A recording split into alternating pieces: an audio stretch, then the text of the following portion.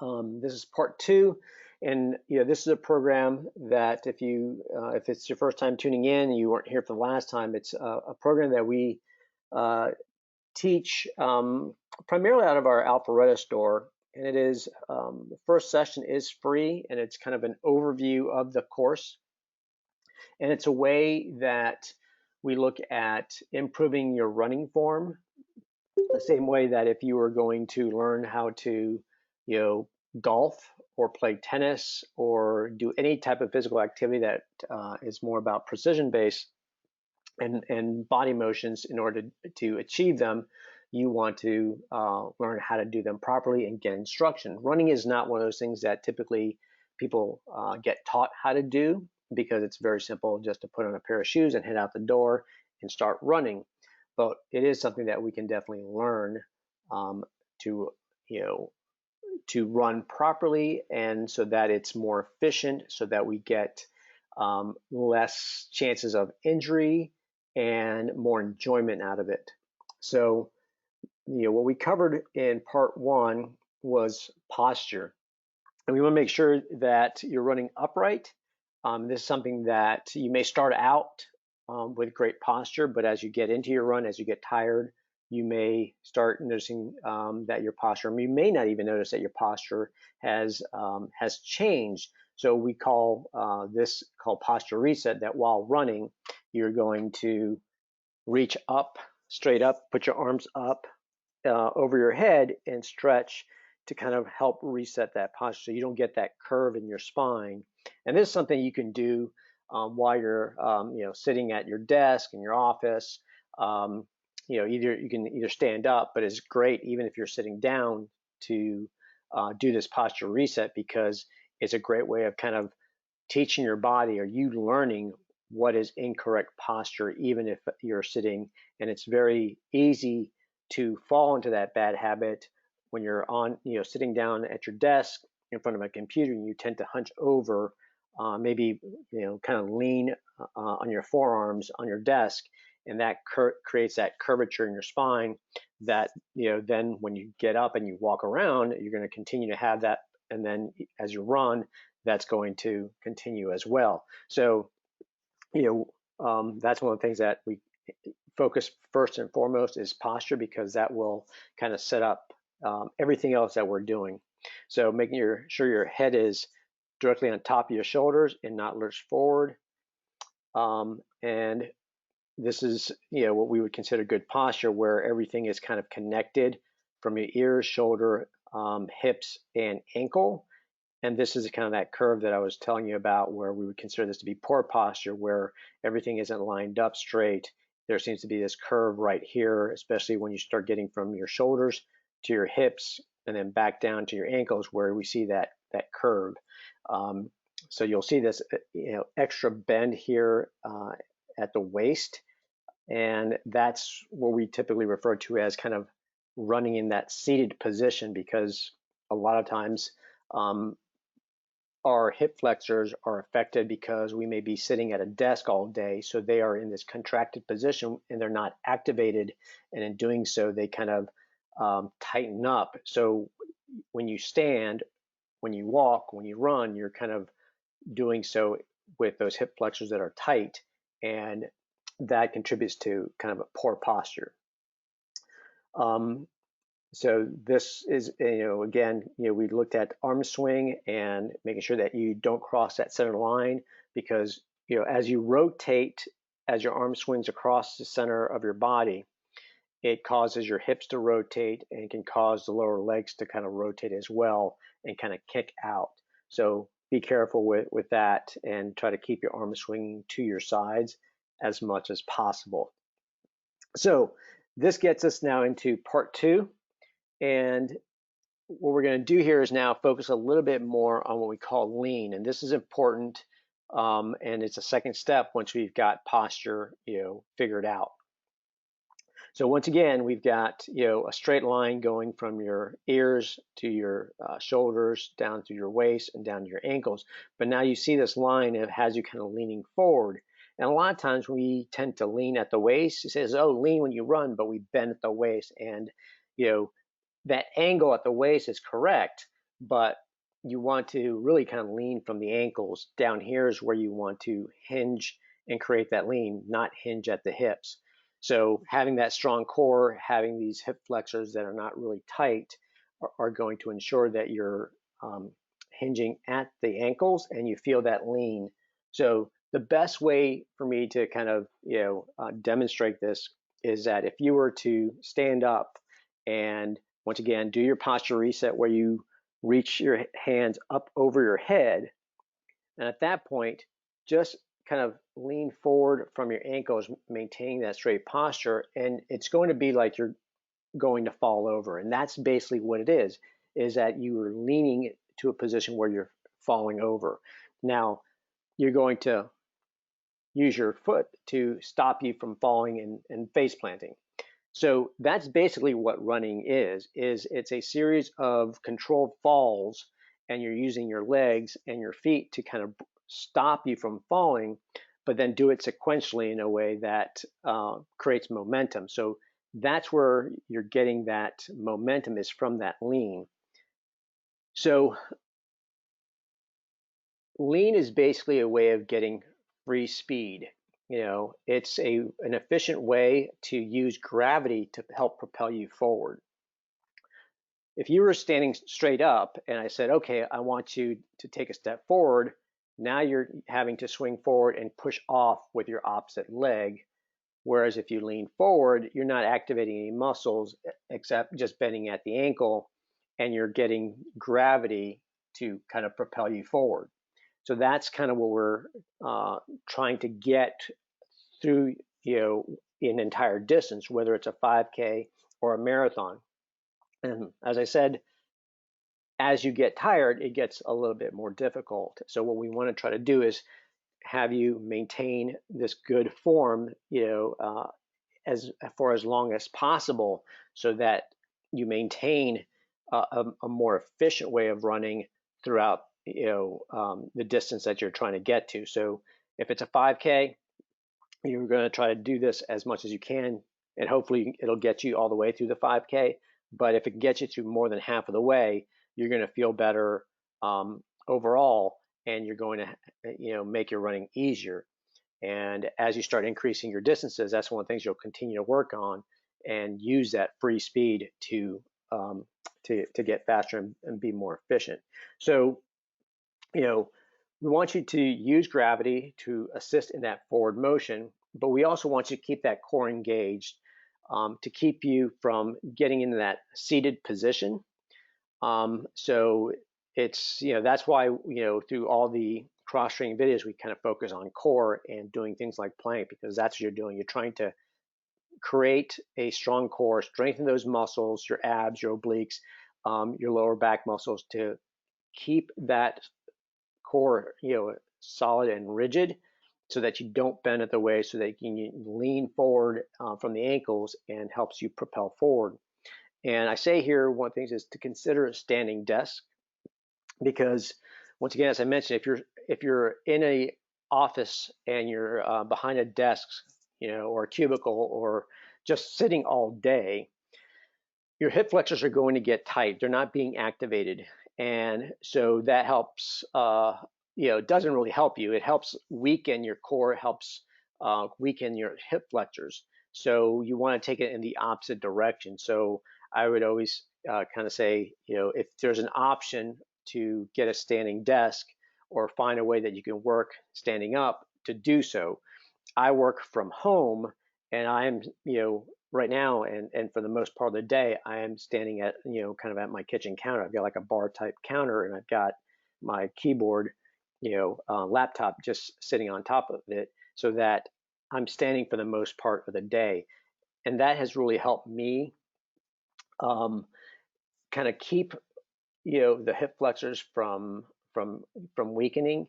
I noticed a significant difference when I was sitting all day. When I was working in the store and on my feet all day, it was, had no issue with it.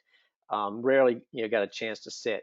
Once I started working from home and got into doing marketing, and was sitting, at a desk, then all of a sudden my runs just didn't feel right. I felt sluggish. My legs didn't feel like they were doing what they were supposed to be doing.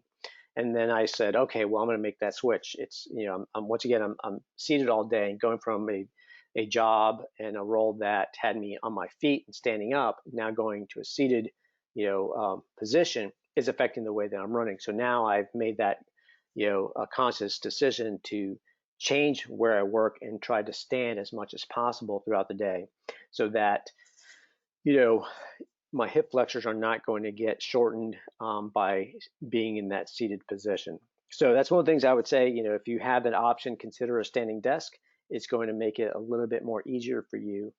And then once again, having a strong core, everything that we do through the cross training videos is to create a strong core and the glutes that will prevent that, that pelvis, and creating that pelvic tilt from rolling back, and creating that seated type of position. So the glutes is where where you get that power from, but the glutes is also kind of that, helps with muscle imbalances and strengths, and a lot of times issues where people may have IT band issues, that typically happens on the outside of the knee, is really occurring from the glutes, from the glutes being weak, causing an imbalance, and then the knees tend to kind of dive in a little bit, and that's putting strain on that IT band.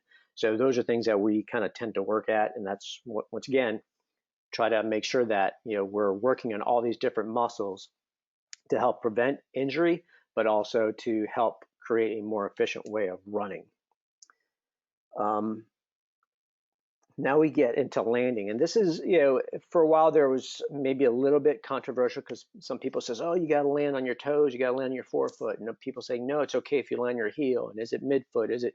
So we basically have come to say that it really doesn't matter kind of where you land, or what part of the foot that you land, because everyone's going to be a little bit different.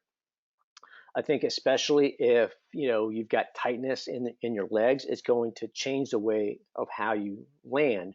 But we want to try to do, regardless of whether it's your toes, a midfoot, or the heel, that we're reducing the amount of impact. So the amount of forces of when you land, we want to reduce that as much as possible, so that those forces don't transfer up to, your leg, that can create issues like shin splints, but also can reduce, can create fatigue over the course of a long time, because the harder you land, the quicker you're going to get tired over a distance. So if we can reduce the amount of force that you're creating when you land, and we can say where you're going to get tired less, that means you're going to be able to run longer.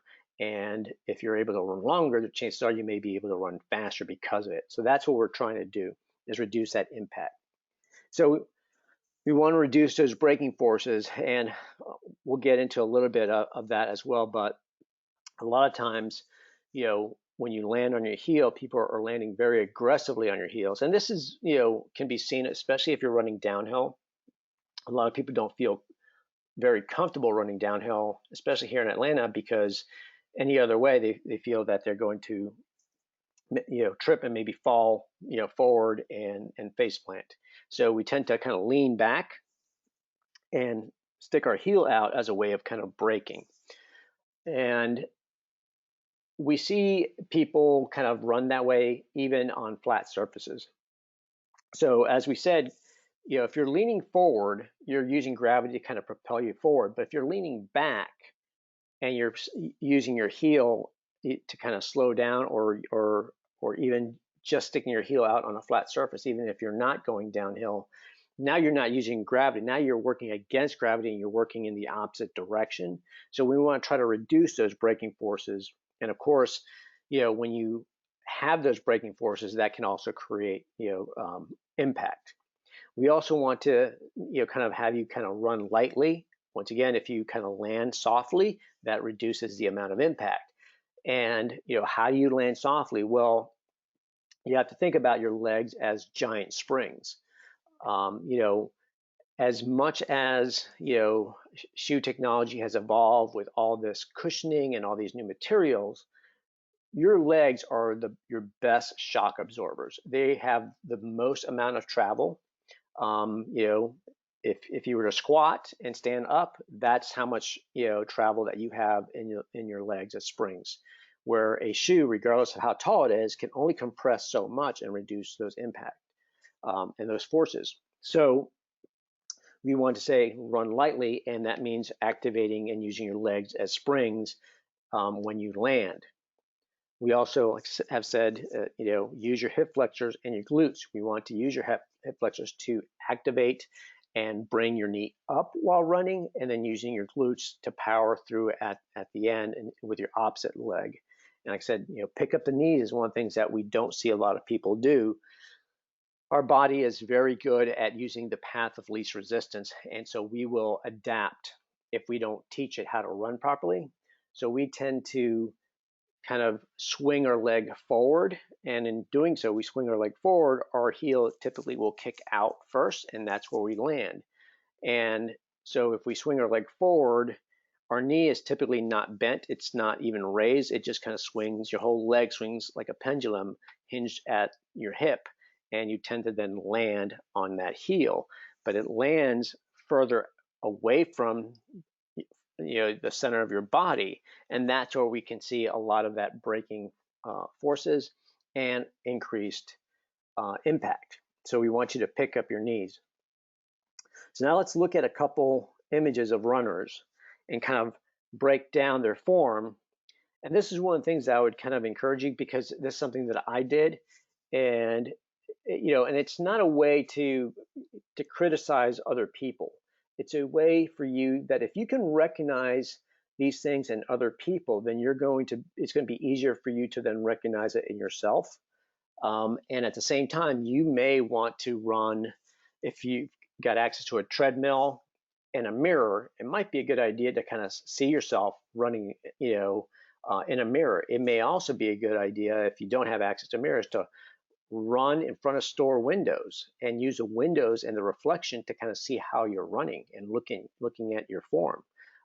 It might be a good idea to have someone record you, or set up your phone to record you while you run and analyze yourself as you're running.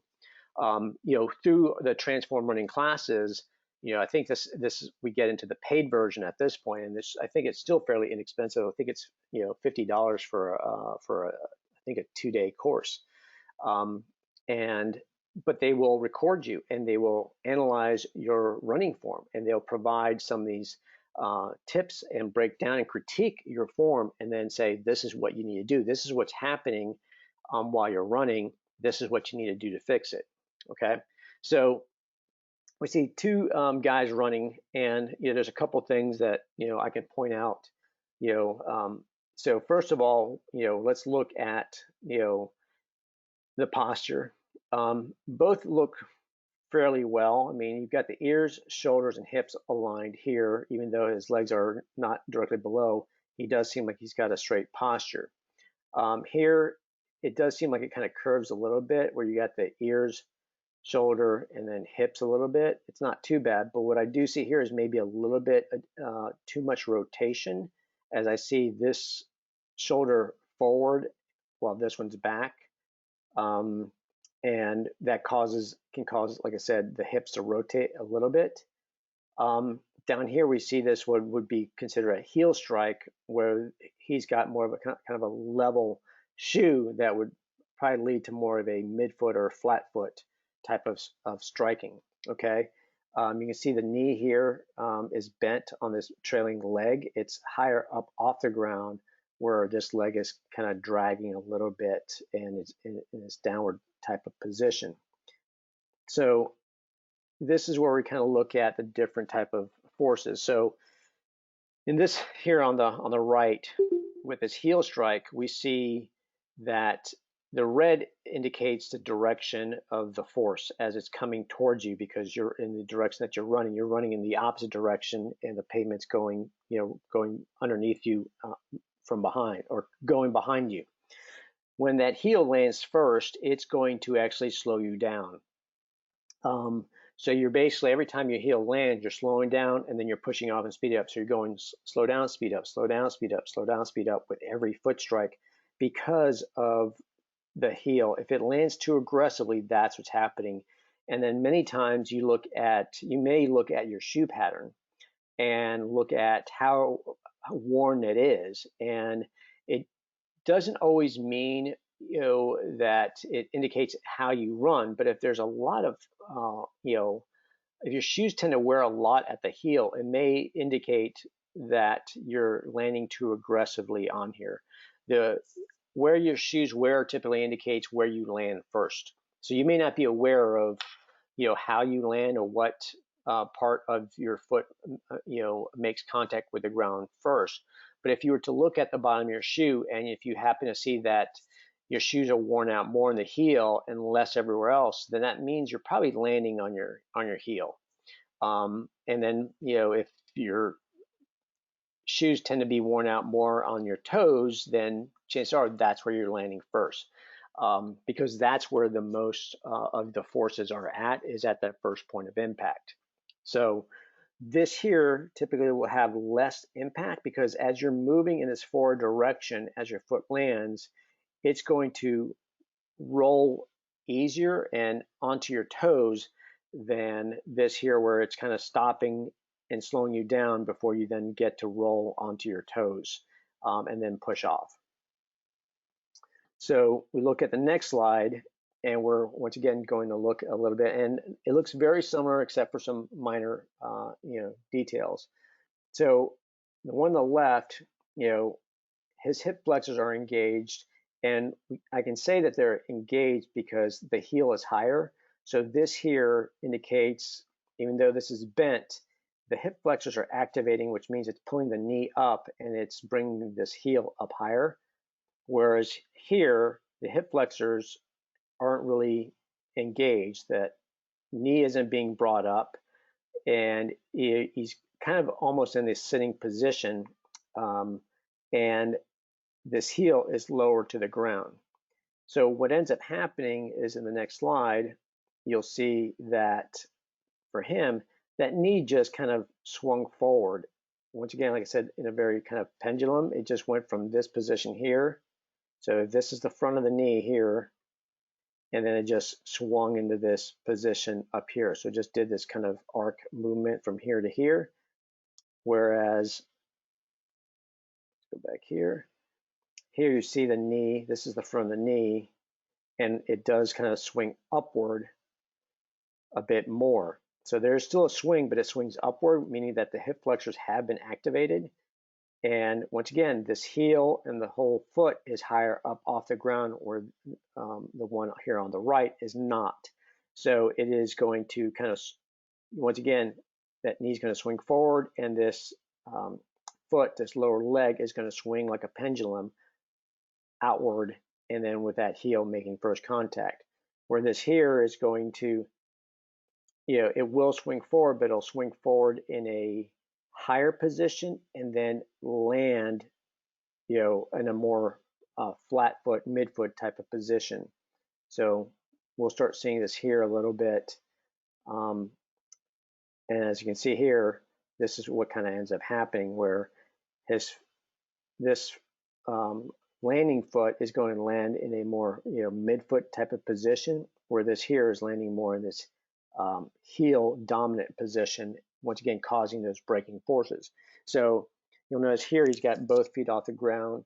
His leaning foot is parallel to the ground. This one here, the leg is kind of driving downward in this position, and this heel is going to be, will be the first thing that makes contact. So the other thing that I want to kind of point out, because it might be, we talk about strength and being, stronger, but you'll notice that he's got the larger legs. So he's got, he's got built up quads and hamstrings, and he's got much smaller legs, so much smaller muscle definition in the hamstrings and in the quads. However, he's got better form either because he stretches more, because he foam rolls, he loosens up, and because he just focuses on his form versus someone that's just running on pure strength. So he's getting a lot of forces and a lot more impact, and this can affect your knee joints, your hip joints, your lower back, because as his leg's coming down, it's creating forces here, and then the forces coming up from the ground as you land, and the cushioning, regardless of the shoe, is still going to be greater for this individual here on the right than it will be here on the left. So those are things that we're trying to look at, and like I said, it's very small differences, but it's something that I would say you definitely want to kind of pay attention to. But then at the point of impact, when that foot lands, as you can see, he's landing more with that flat foot, very parallel to the ground, but his knee is right over his foot, okay? This means that that knee here can bend and absorb that impact because, like I said earlier, your legs are a shock absorber. It's a natural spring that you have, so they will bend in order to absorb that impact. This gentleman here on the right, his heel is landing in front of that knee, which means it doesn't give a whole lot of opportunity for this knee to bend because of the impact that's coming in here. So he's getting a lot of that force as he lands. It's going to resonate up through his shins to his knees and then eventually up to his hip. So this is going to create more impact. Doesn't allow the leg to really serve as a shock absorber. It's not horrible. I've seen individuals that are landing a lot farther in front, and that means that the leg is and the knee is almost in a locked out position. But this is something that can be improved with some flexibility and being very conscious and maybe even taking shorter strides. But once again, it does help if you're activating your hip flexors and using I think it was like high knees is what I described in the cross training video, and it's basically standing upright in a with good posture, and then just picking your knees up, and then bringing your upper leg so it's parallel to the ground, and your knee is high and bent. Your hip and leg are bent at a 90-degree angle, and that's what you're trying to do. And if you can do that over a period of time where you're just kind of exercising, just raise your knees up high, you'll start feeling your hip flexor activating. You'll start feeling kind of a little bit of a burning right there at the waist, and that's the hip flexor. Another way of kind of activating it is just pick your knee up high and try to hold it for, let's say, 30 seconds, and you'll start feeling that kind of burn. And what you're doing is you're kind of waking up your hip flexors and saying, yep, this is what you're supposed to be doing. This is your, don't be lazy, wake up. And when you run, it's now being very aware of it. You're going to try to pick your knee up and then plant it on the ground ahead of you, as opposed to just swinging that leg forward.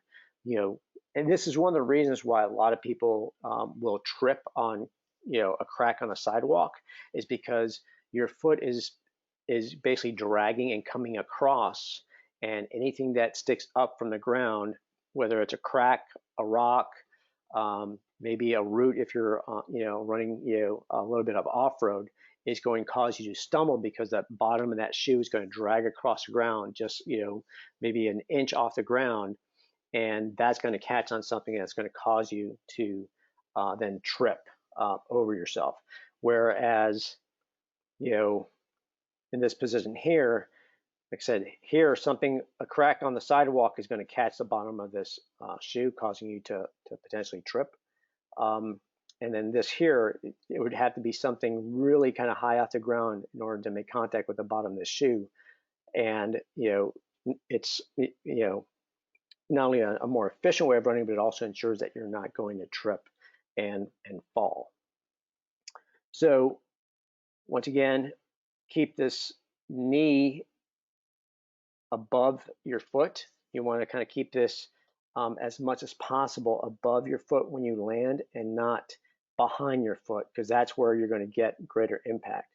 So this here is what we would call landing kind of mid stance or midfoot striking. This is what we call more heel striking. You can run on your toes, but that's going to affect your calves a bit. So it's not something I would recommend that you start trying to run your toes. It could, obviously you're going to get very sore calves if you do that for an extended period of time. So you're going to have to definitely work on massaging them and foam rolling them because they will get tight. So keep that in mind. So there's some tools that you can use to kind of help, and some of it is footwear, and I think we covered this a little bit when we were talking about, what kind of shoes to buy. Shoes with a lower drop can help improve your foot strike. And basically what that means is shoes that have a higher cushion or higher height in the heel than the forefoot are considered to be a high drop shoe. And that could be, a 12 millimeter drop is a difference between the heel and your forefoot. So if it tends to be a little bit higher, chances are you're going to land more on your heel. If it's lower to the ground, then it just helps move the point of where you land a little bit more towards the front of the foot. Could be midfoot, could be, maybe even on your forefoot. But the shoes themselves are not going to make the difference. I've seen many individuals that have run in a zero drop shoe that still land very aggressively on their heel. So you don't have to switch out the shoes that you're wearing unless you want to make a conscious decision and consciously work on your form, and the shoes end up being an additional tool for you to get to that proper running form. It's going to require work. So just by saying, well, I'm just going to get shoes with a low drop or zero drop, that's going to fix everything. It's not. It's still going to require these drills to do it. It's just going to help you maybe make it just a little bit easier for you to do that. The other that you can look at is cadence monitor. I don't know that we got really in depth with this as far as the things on the GPS watch, but that's one of the things that all the GPS watches that we went over last week have the ability to count how many times your foot strikes the ground. And that's what we refer to as cadence. So you ideally want to be around 180 strides per minute for both legs, or 90 per leg. And it's more of a guideline. So if you're like at 170, 175, chances are, you're doing pretty well. You can improve a little bit. But if you're like 150, 160, chances are that you're landing very hard and aggressively on your heel, that you're taking very long strides that are causing you to kick your heel out forward. And that's what's reducing the times your legs turn over. So we typically say, well, shorten your stride in order to get, that higher cadence.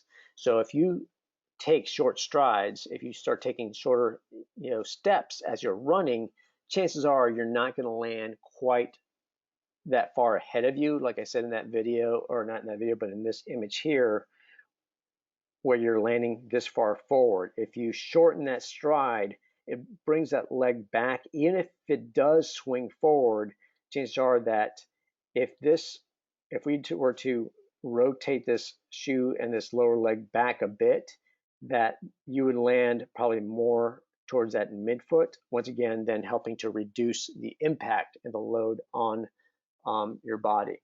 So a cadence monitor can help, and it is something that it's got an accelerometer that kind of measures your up and down and your vertical movement. And in doing so, the same way a step counter works, is that it then counts how often your foot is hitting the ground per minute, and that's what we're looking at is foot strikes per minute. You can set the watch up to where it displays it, and you can then kind of look and glance at your watch if you've got it set up to where it's a field that displays on your screen, and then say, okay, well, I know what my cadence is because every time I look down my watch, it's somewhere between this number and that number. And then you can decide, okay, well, I'm either doing very well or I need to improve. Or you may be, well, I'm doing well, I'm at 170, it'd be great if I can hit 175. What do I need to do to kind of shorten that stride? So once again, this is things that we kind of go over quite a bit in the Transform running classes, but that's a good way of kind of helping to reduce the amount of impact is by shortening that stride. The other thing is a metronome, and if you know anything about music, metronome is kind of what keeps that time and the beat. And you can use music that's 180 beats per minute if you know how to do that, or create a playlist that can be done on beats per minute. That's one way of doing it. A metronome is we don't sell them, but they are available where it's like a little clip and it sort of beeps. And I don't know, I think maybe there's a few watches out there that'll actually do it and beep and create this audible beep while you're running. But that can be kind of annoying if you're running in a group, if you're running with friends, and so you may not want that. There are apps for your phone that if you run with your phone and headphones, you can then use this and set it up to 180 beats per minute. And in doing so, now you can run with headphones and you can hear, whether it's beeps or clicks. And what you want to do is try to match your foot strike to those beats. So it may seem that it's very quick at first. And I would say, try to gradually try to get it to increase. And because of metronome, you can set it. If you're using a watch that can measure cadence, and say you're at 160, well, maybe you set the metronome to 165 or something that just helps increase it a little bit. And then little by little, you keep increasing it until you get closer to 180. But 180 typically will sound, I'm going to try to snap my fingers and see if you can kind of hear it, but it's going to be very kind of quick-like and very, like I said, if you think about it as being very kind of light, and if you're almost jogging in place, kind of what this would sound like. And that would be a good way of kind of testing that out. It's like, what does 180 feel like?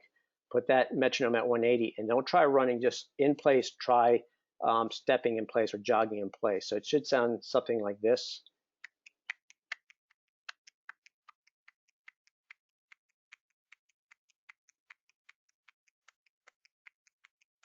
So I don't know if you heard that very well. I try to put it close to the mic as possible and try to snap my fingers. So it does feel like it might be a little quick. But if you kind of do that in place, it's one of the things that we would recommend, and something that we teach in the class is we'll set a metronome out and kind of have you kind of just jog in place and tap your feet, running in place, and try to get kind of in sync with the metronome. And then say, okay, well, now that you've kind of got it, now just lean forward and I try running forward. And we experiment with that just to kind of give you an idea of kind of what does that feel like? What does that mean to shorten your stride? So those are things that can be done to kind of help you. Recovery aids and flexibility, we talked about this, a couple weeks ago.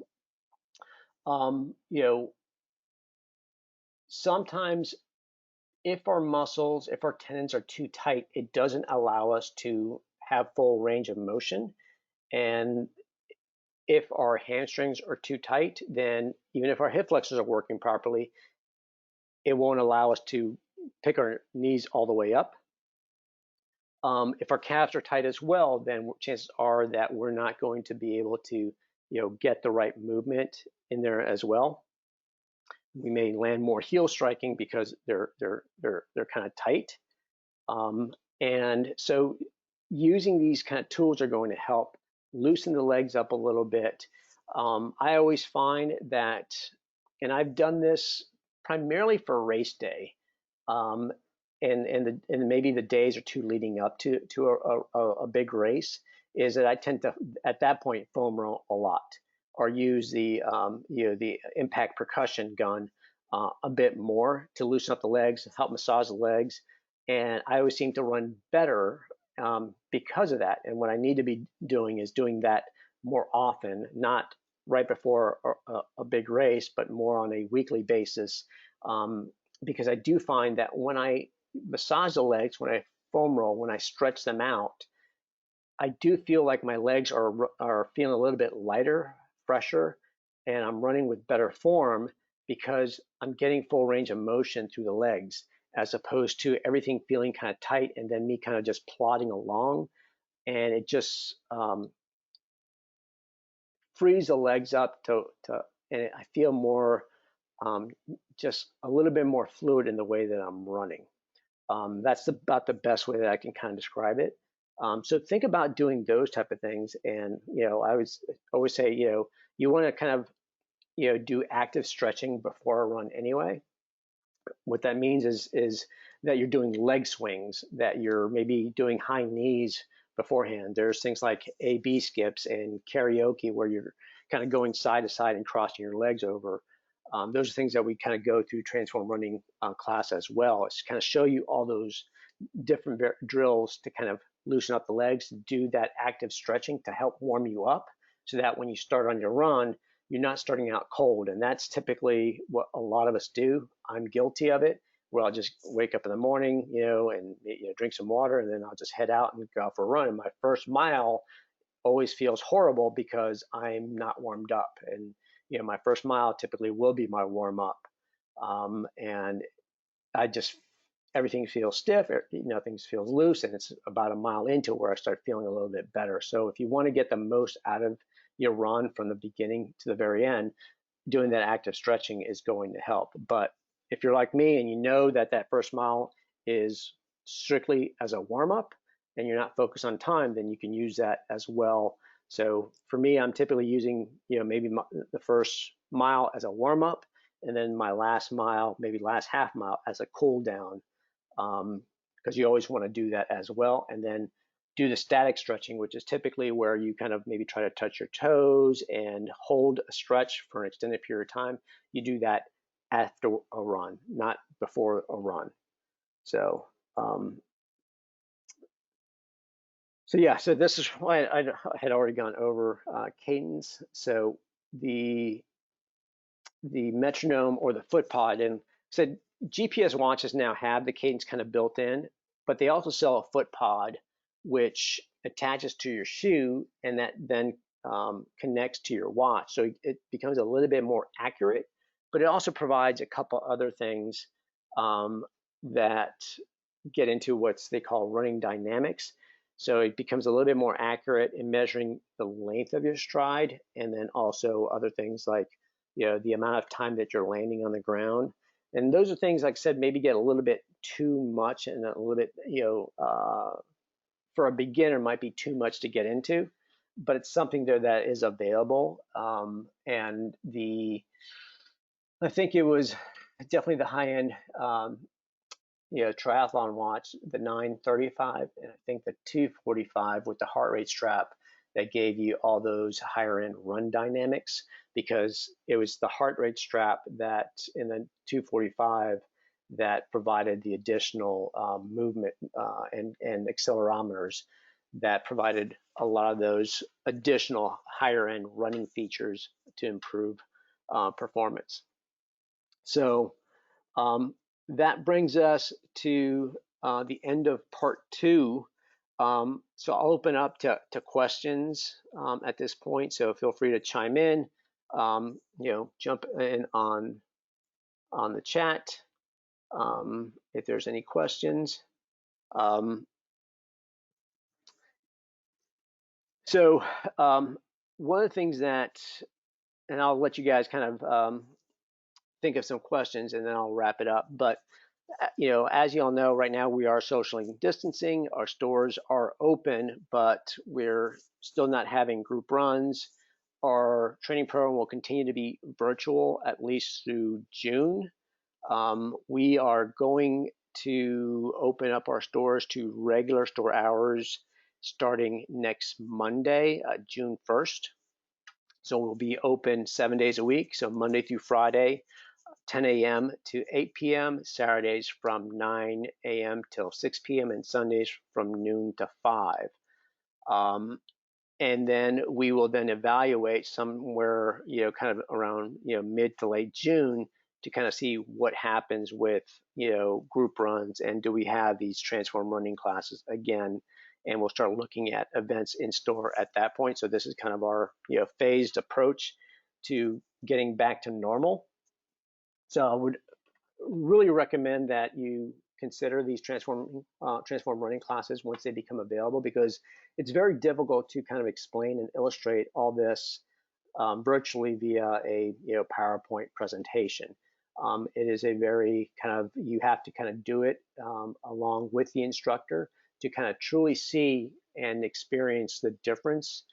Um, for me, I actually took this class when I first started getting back in a running. So it was probably about 9 years ago, 9 or 10 years ago. And I noticed a big difference in not only how much I enjoyed running, but also how much better I got at running.